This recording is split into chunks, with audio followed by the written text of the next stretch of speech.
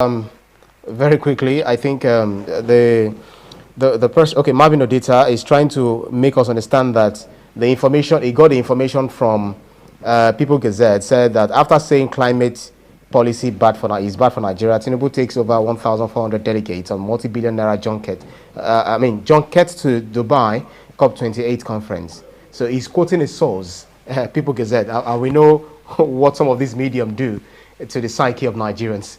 Quickly, BKO. No, it's not everything that we see on social media that we must believe. We must subject whatever we see on social media to filtration. We must check and double check, check with the traditional media, check with the mainstream media. Sometimes too, a good number of newspapers can goof. It depends on who provided the information, but we have to be very careful. This is the era of fake news. People keep churning out fake news, believing that they will get away with it. And we're going to come up with laws that thoroughly criminalize fake news. That's right. And get people to realize that whenever That's right. they come up with fake news like that, they will pay for it. Right.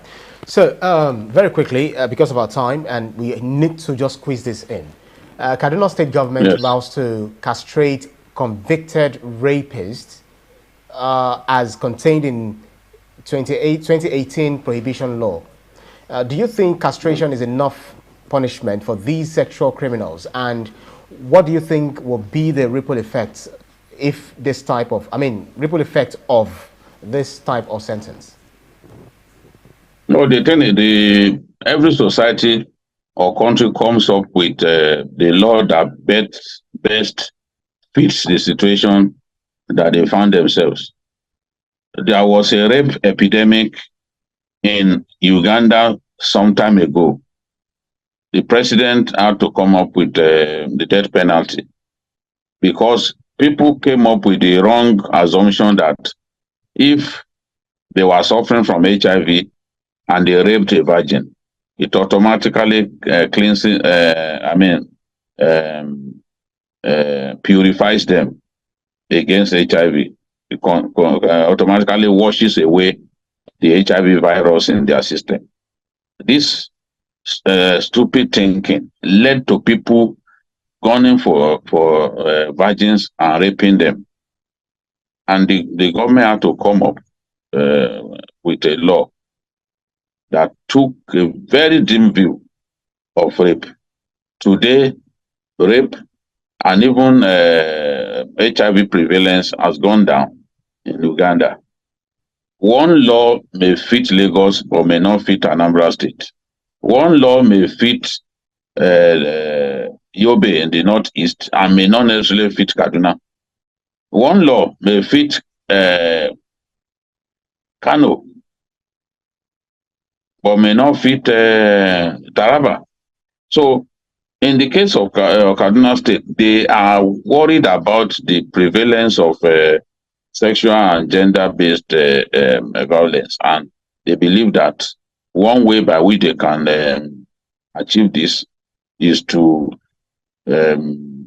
punish rapists with surgical castration. And I do not see anything wrong in coming up with this. Even women who also get involved in rape will undergo bilateral salpingectomy. Bilateral salpingectomy. That's what the women go through. What is important is crime must be punished. A society that doesn't promise crime would suffer irreparably, because when people believe that they can get away with crime, they get encouraged to continue to commit crime. So I believe that it's a good idea, because once a man is castrated, he's not in position to commit that kind of crime again. The idea of punishment is for you to serve as a lesson to you.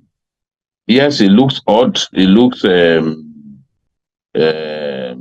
unwholesome. But if you imagine the damage that they cause to victims of rape, honestly, even if they come up with death penalty for rape, many people will not kick against it because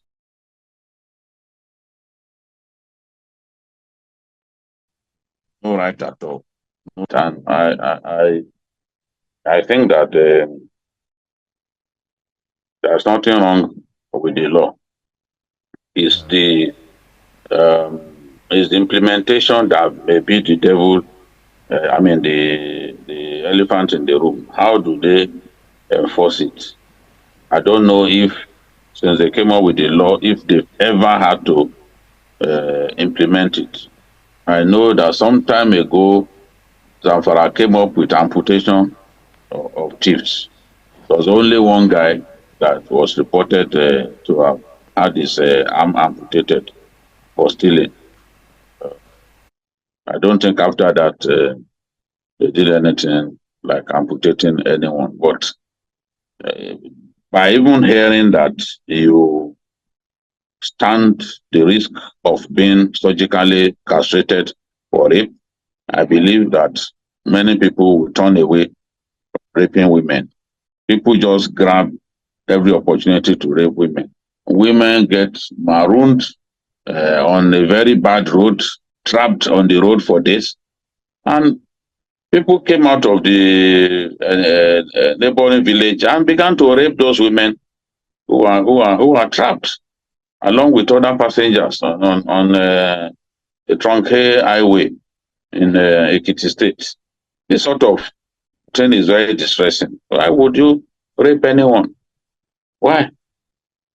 So I believe that we have to condemn rape in its entirety, and our laws must punish rape sufficiently.